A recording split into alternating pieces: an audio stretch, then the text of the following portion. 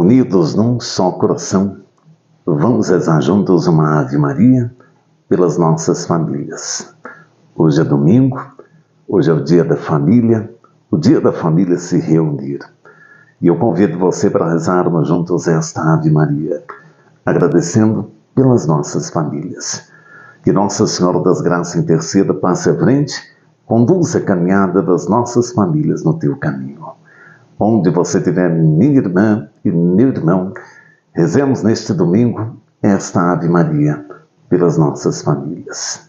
Ave Maria, cheia de graça, o Senhor é convosco, bendita sois vós entre as mulheres, bendito é o fruto do vosso ventre, Jesus.